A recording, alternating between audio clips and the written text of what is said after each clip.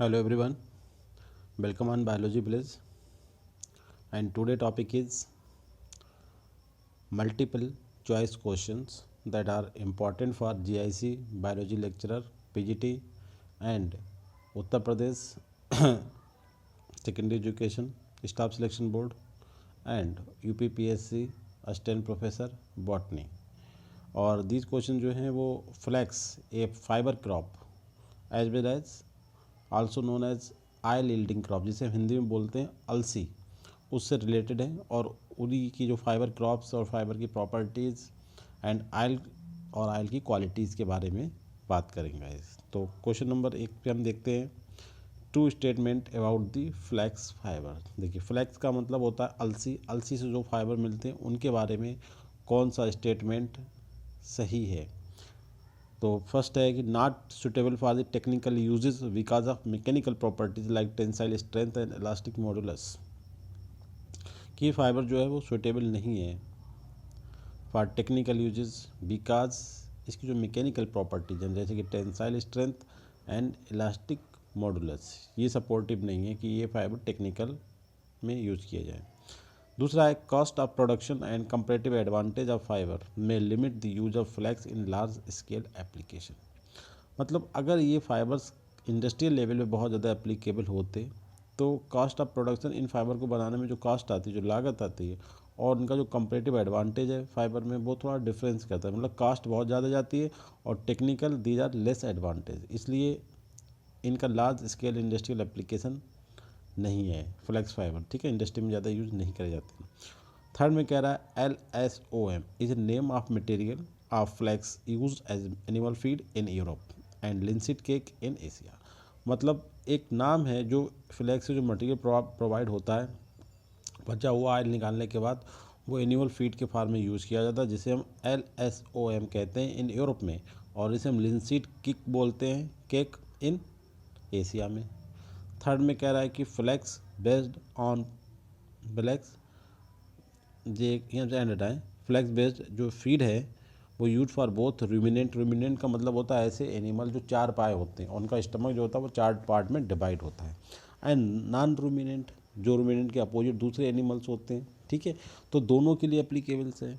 इससे जो प्राप्त फूड मटेरियल होता है फ्लैक्स सीड से या फ्लैक्स के क्रॉप से, तो वो दोनों के लिए एप्लीकेबल होता है।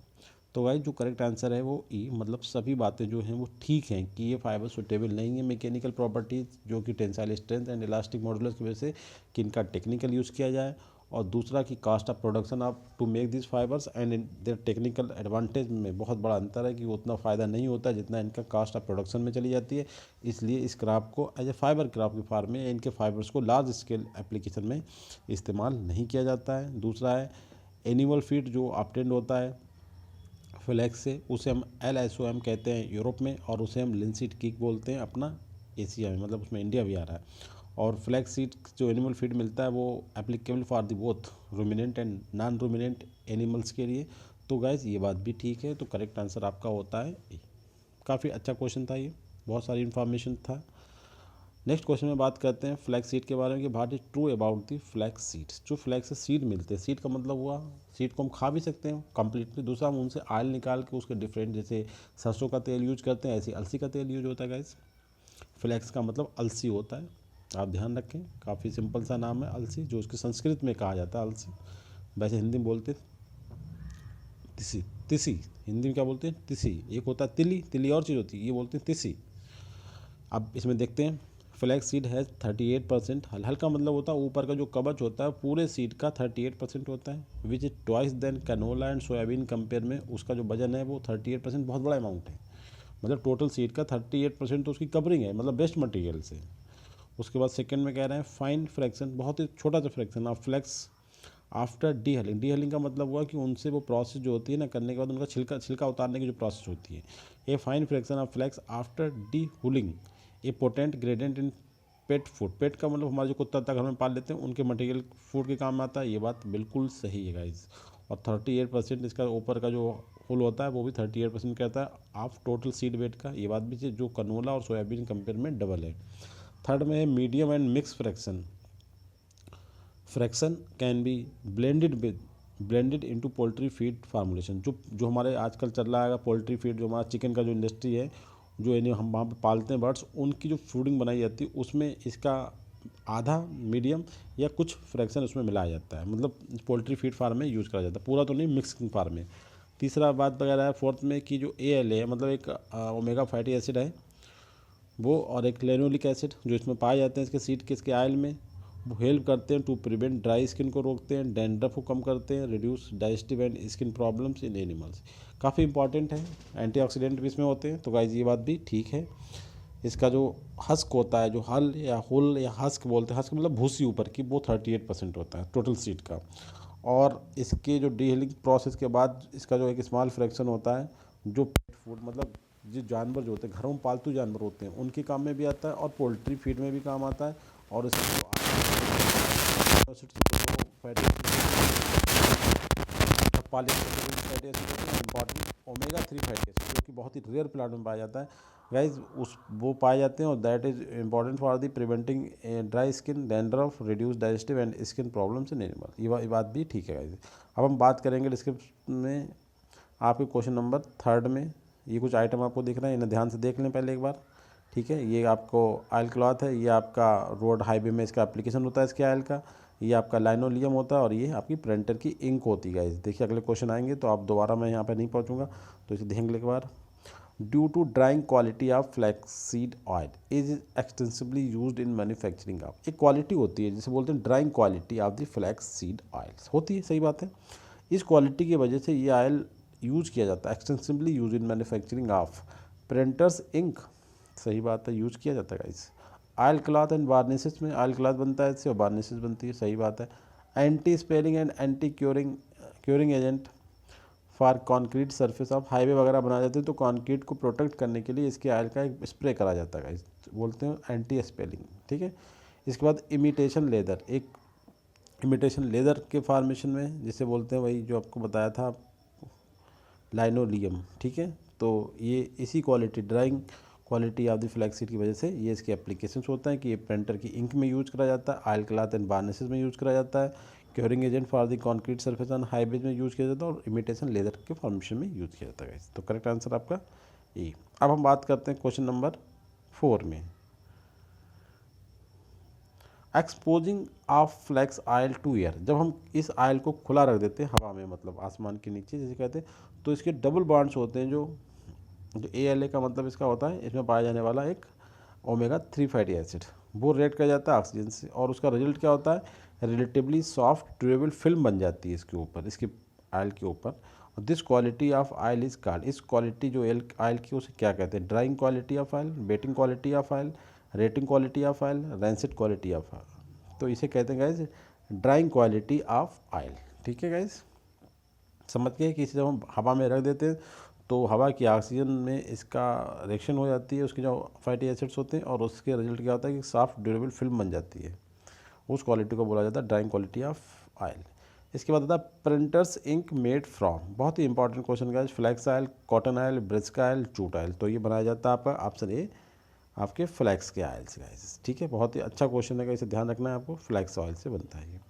अब हम बात करते हैं क्वेश्चन नंबर 6 में, what is true about the flax fibre, fibre के बारे में क्या बात सही है। तो देखिए, moisture spread rapidly faster than cotton, ये मॉइस्चर को स्प्रेड करने में, फैलाने में कॉटन से कहीं ज़्यादा तेज़ी रखता है। ये इससे जो कपड़ा बनता है इसका नाम क्या होता है, लिनन, ठीक है।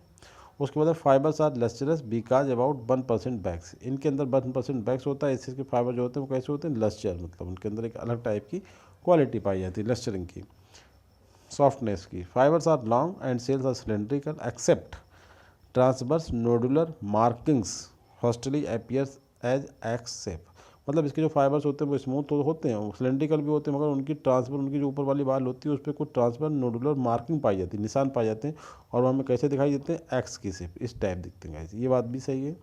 और ये कॉटन कंपेयर में ज़्यादा तेज़ी से मॉइस्चर को स्प्रेड करता है, और इसमें 1% बैक्स पाया जाता है, जिससे ये फाइबर जो होते हैं लस्चरस होते हैं। तो ये भी करेक्ट आंसर आपका है डी। अब हम क्वेश्चन नंबर 7 बात करते हैं कि फाइबर्स आर लॉन्ग सेल्स, इसके फाइबर जो होते हैं वो लॉन्ग सेल होते हैं, which are cylindrical except transverse nodular marking firstly appear है। जी भाई ऊपर वाला क्वेश्चन अलग से पूछा है, यहाँ फाइबर का मतलब कर दें आप लोग, क्योंकि अभी क्वेश्चन पढ़ रहे हैं तो आपको अच्छा लग रहा है क्योंकि आपको टॉपिक पता है। अदरवाइज आपको ये फाइबर का मतलब हुआ फ्लेक्स के फाइबर की हम बात कर रहे हैं गाइस, मतलब अलसी के फाइबर से, कि are long cells which are cylindrical except transverse nodular markings firstly appear as except. ये बहुत इंपॉर्टेंट क्वेश्चन है। In cross section the fibre of flax appear as guys mostly fibre polygonal दिखाई देते हैं, तो ये भी पॉलीगोनल दिखाई देते हैं। क्वेश्चन नंबर 9 में which plant waste oil used as curing agent for concrete surface of highway. काफ़ी इंपॉर्टेंट क्वेश्चन है इसलिए हमने अलग से नहीं बनाया, एक में हमने इनके ट्रू फॉल्स में पूछ लिया था। तो गाइस ये भी है कि जो हाईवे पे जो कंक्रीट सरफेस को प्रोटेक्ट करने के लिए किस ऑयल का स्प्रे करा जाता है, तो वो आपका है flaxseed oil. Correct answer B. अब एक क्वेश्चन है कि आपका मैचिंग टाइप का, एक तरफ आयल दिए गए मतलब कुछ कंपोनेंट दिए गए इस आयल में पाए जाने वाले, और दूसरी तरफ उनके एप्लीकेशन दिए गए। जैसे DHA हमने आपके थ्योरी के लेक्चर में बताया, ठीक है, डाई हेक्सासोमाइन, ऐसे EPA और ये ओमेगा 3 फैटी एसिड। फैब्रिक, देखिए फैब्रिक एक टाइप होता है लेसिस, हमने बताया था रॉ मटेरियल होता है जिससे हम लाइनिंग बनाते हैं, तो ये करेक्ट सही है। ओमेगा 3 फैटी गठिया आर्थराइटिस में काम आता है, और जो DHA होता है इससे लाइनोलियम फ्लोरिंग का मतलब जो मैट बनाई जाती है फर्श पे बिछाने वाली जिसे बोलते हैं लाइनोलियम, और जो EPA होता है वो एक टाइप के प्रोस्टाग्लैंडिन, जो एक हमारे टाइप के एंटीबॉडी जैसे होते हैं ऐसे केमिकल होते हैं प्रोस्टाग्लैंडिन, जो स्वेलिंग वगैरह के प्लेस पे स्टार्ट होते हैं बनना, और वो ऐसे सबस्टेंस में ज़्यादा होते हैं जो खुरदरे होते हैं, कुछ आयल्स में पाए जाते हैं, अखरोट में पाए जाते हैं, ठीक है।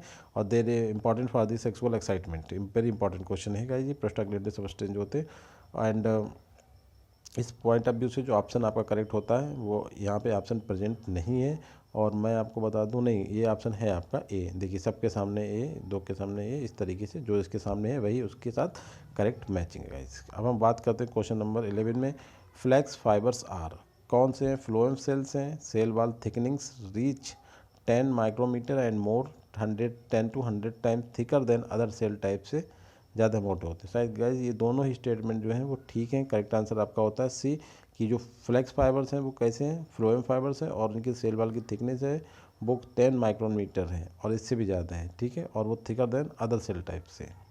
अब इसके बाद आता है क्वेश्चन नंबर 12 में कि लिमिटेशंस ऑफ फ्लैक्स फाइबर्स। इनके साथ इन फाइबर्स को हम ज़्यादातर इंडस्ट्रियल या टेक्निकल यूजेज में यूज़ नहीं कर पाते।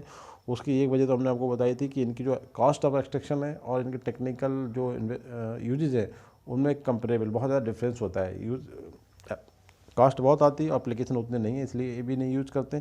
बट यहाँ पे जो बात है वो एक और दूसरी लिमिटेशन है फ्लैक्स फाइबर की, वो है separation of bast fibre from other stem fibre से, ठीक है, उनका अलग करना, जो स्टेम में दूसरे छोटे फाइबर हैं उनके अलग करने में cost here by separation of bast fibre from other stem fibre, क्योंकि ये मिलते हैं पेरीसाइकिल वाले पोर्शन में, और स्टेम में अदर जो फाइबर्स होते हैं उनसे इन्हें अलग करने में काफ़ी ज़्यादा मतलब प्रॉब्लम आती है, और एक काफ़ी कॉस्ट इफेक्टिव प्रोसेस होती है जिसके थ्रू हम इन्हें अलग करते हैं। ना तो मोर पेक्टिन कॉटन लिग्निन तो उसमें होता ही नहीं है, बैक्स होता है वो भी 1% होता है।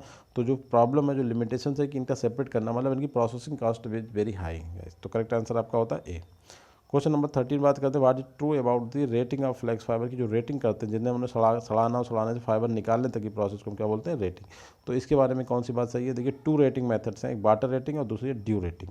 सही बात है, होती है।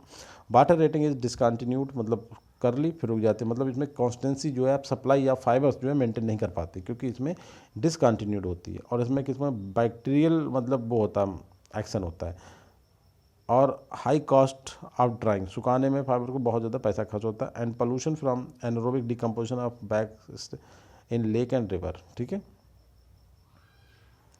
और जो उसमें पोल्यूशन जो गंदगी लग जाती है उसे भी मतलब, ठीक है, high cost drying and pollution from anaerobic decomposition of flax stem in lake and river में अगर उनका करते हैं तो जो बैक्टीरिया वगैरह वो एनारोबिक डिकम्पोजिशन करते हैं।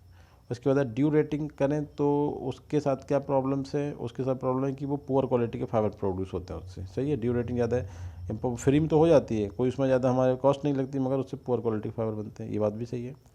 Due rating restricted two reasons which have appropriate moistures and temperature ranges suitable for rating, क्योंकि ड्यू रेटिंग के लिए टेम्परेचर में चेंजिंग होना भी ज़रूरी है, इसलिए ये बात इंपॉर्टेंट। ड्यू रेटिंग में पुअर क्वालिटी के फाइबर मिलते हैं मगर कुछ लोग फिर भी करते हैं क्योंकि ड्यू रेटिंग सस्ती है। बट इसके साथ एक इंपॉर्टेंट बात और है कि जहाँ वहीं पे कर भी से पाएंगे जहाँ पे मॉइस्चर का कंसंट्रेशन अच्छा हो और टेम्परेचर में जो फ्लक्चुएशन हो रहा है वो बहुत अच्छा हो, ज़्यादा हो गाइस। तो ये इंपॉर्टेंट बात है कि ड्यू रेटिंग एक कॉस्ट इफेक्टिव, मतलब कॉस्ट का मतलब कॉस्ट लेस प्रोसेस है, मगर इसमें क्या होता है पुअर क्वालिटी के फाइबर्स प्रोड्यूस होते हैं। और यहाँ पे उन प्लेसेस पे करते हैं जहाँ टेम्परेचर का वेरिएशंस हो, टेम्परेचर रेंज जो कि सुटेबल हो फॉर द रेटिंग, वहाँ पे करते हैं पुअर क्वालिटी के फाइबर बनते हैं। जबकि वाटर रेटिंग जो है इसलिए मतलब इंपॉर्टेंट करते हैं क्योंकि इसे कॉस्ट इफेक्टिव तो है ही, दूसरा ये डिसकंटिन्यूड है, इसमें फाइबर की जो सप्लाई है जो उसमें कॉन्स्टेंसी नहीं है। ठीक है, तो ये जो ये ऑप्शन है, जो स्टेटमेंट है वो सही है सभी फ्लेक्स फाइबर के बारे में। अब हम बात करते हैं क्वेश्चन नंबर 40 में, what is true about the new method of rating. ठीक है, एक न्यू मेथड है रेटिंग के बारे में जिसे हम बोलते हैं,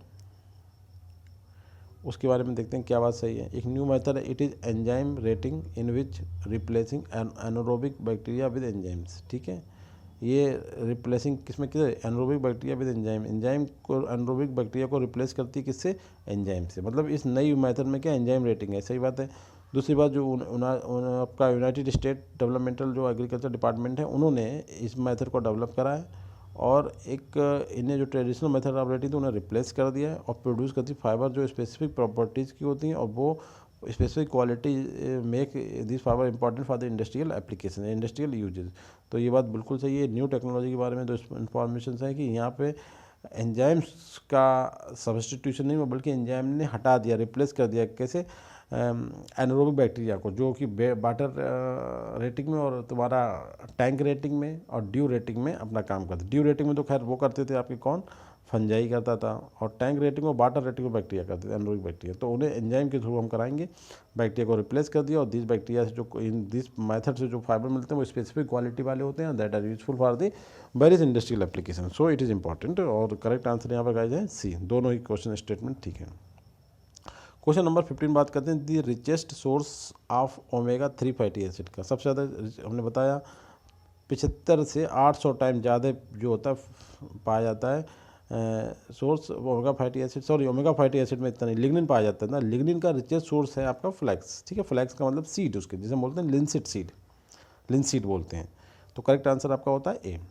अब हम बात करते हैं CDC ट्रीफिड, इस क्या है। देखिए एक कनाडा में बनाया गया, जो कनाडा एक बहुत बड़ा, मतलब बहुत बड़ा क्या, सबसे बड़ा प्रोड्यूसर, जो सबसे बड़ा एक्सपोर्टर है किसका, लिनसीड का। तो वहाँ पे एक 1998 में एक आपने उन्होंने कल्टीवर बनाया था वहाँ की एग्रीकल्चर लेबोरेटरी में, जिसका नाम था CDC Triffid, cultivar of linseed release in Canada in 1998 में। ठीक है गाइस, तो करेक्ट ऑप्शन आपका होता है ए।